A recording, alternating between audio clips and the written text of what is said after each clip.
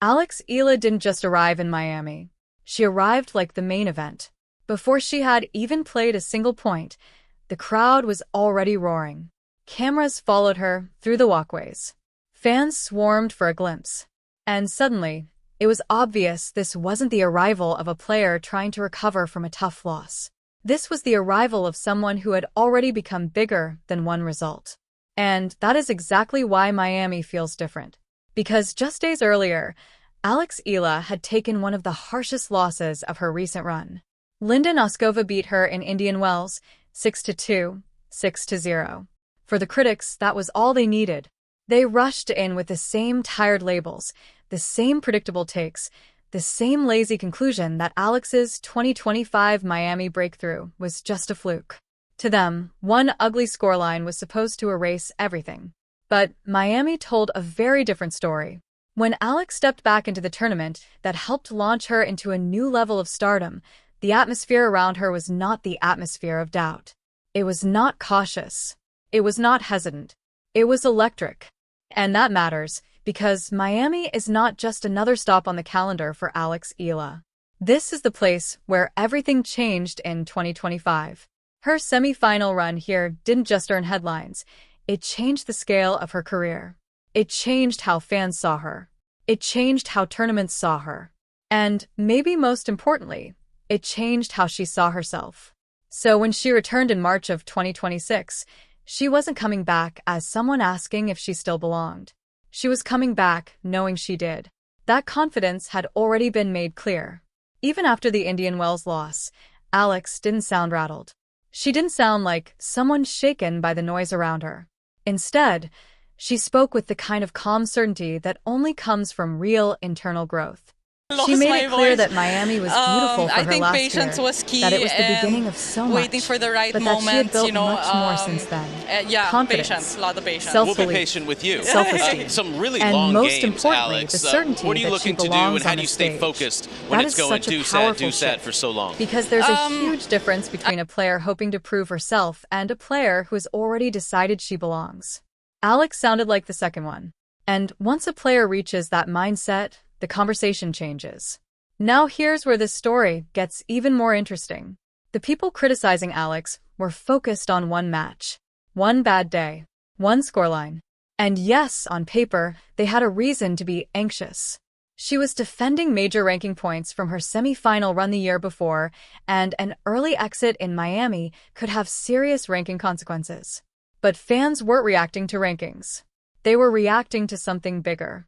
They were reacting to presence.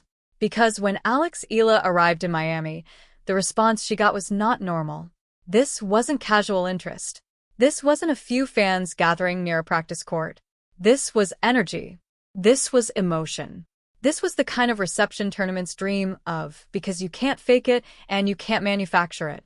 And if you step back for a second, that's what makes the entire moment so powerful.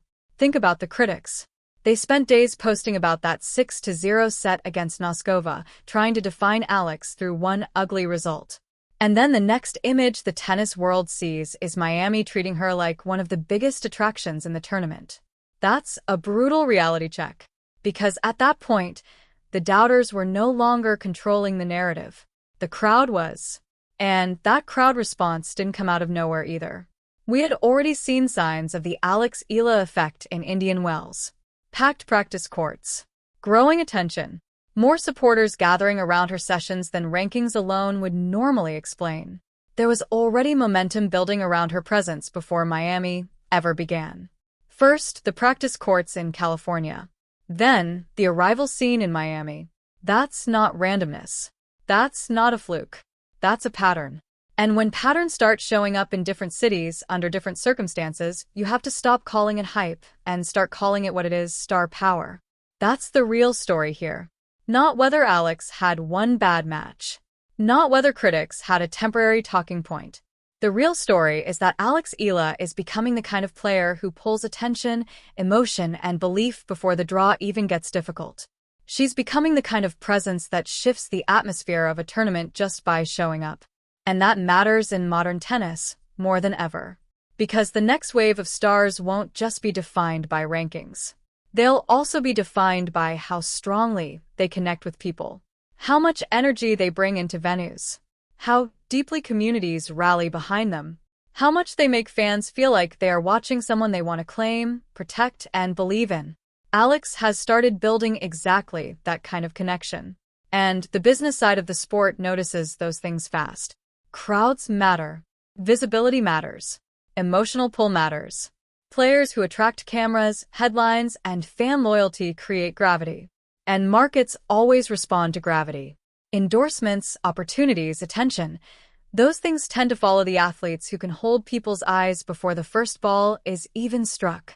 Eala is beginning to show that kind of pull. But then came the strongest confirmation of all. Fan videos can be dismissed as excitement. Packed practice courts can be dismissed as a hot week.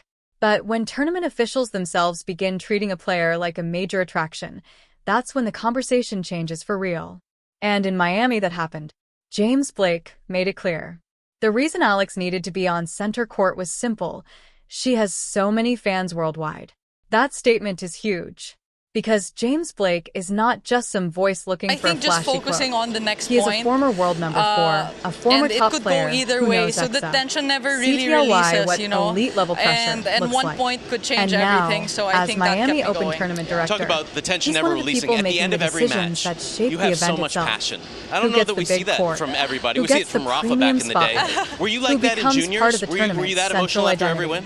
So, when someone in that position says Alex belongs on center court because her following is too large to ignore, that is not empty praise. That is not sentiment. That is professional recognition. That is the tournament saying, very clearly, Eala is not a side story here. She is one of the reasons people are tuning in. And that may be the biggest sign yet that her rise is becoming more durable than people realized. Now, of course, none of this erases what happened against Linda Noskova. The score was real. It was harsh. And critics used it exactly the way critics always do, as proof that the hype had gone too far. But Alex's response may have been the most impressive part of all. She didn't spiral publicly. She didn't feed the drama. She didn't look desperate to defend herself. Instead, she stayed composed. She talked about being happy with how she had been playing overall and wanting to make the best out of the momentum she had built.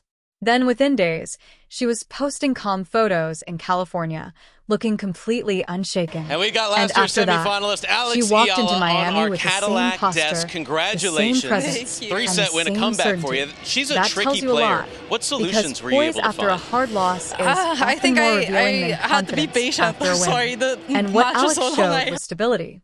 She showed that she is no longer living and dying with every result in public. She showed that one bad afternoon is not enough to shake her identity. That's why the Miami welcome felt so important. It wasn't just loud. It was symbolic. A number 32 seed returning to the site of her breakthrough and being greeted with the kind of energy usually reserved for champions. Fans roaring before the first point. Cameras following every step. And then the tournament director himself effectively confirming what the crowd had already made obvious. This was bigger than a comeback from one loss. This was a declaration. Eala arrived in Miami as the people's queen of this tournament. Not because of fantasy. Not because of social media exaggeration. But because fan force, tournament respect, and her own belief in herself all collided at the same moment. And now the real question begins. Does her opening match in Miami become the first chapter of another deep run? Or do the doubters come rushing back the second one match goes wrong? Because that's the next stage of this story. Not whether Alex can create excitement, she already has. Not whether people care, they clearly do. The next question is whether she can turn this wave of emotion, support, and belief into another statement run at the highest level. And if she does, then this center court treatment will stop feeling surprising. It will start feeling normal. That's the bigger picture. If Alex strings together another strong WTA 1000 run in 2026, people will no longer talk about this Miami reception like it was some special moment of temporary hype. They'll talk about it like it was the beginning of a new standard. Because stars don't become stars only when they win. Sometimes, you first recognize them by what happens when they walk into the building. And in Miami, The building told the story before the bracket ever could. So now we wait. Was this simply a powerful welcome back? Or was it the opening scene of something even bigger? Because Miami may have been the reminder, but Charleston, Madrid, and everything that comes after could become the confirmation. And if you already saw, in California and now in Miami, that Eala is building something far more durable than one result, then you're probably seeing where the story is headed before everyone else does. And that's exactly why the next chapter is going to be so fascinating.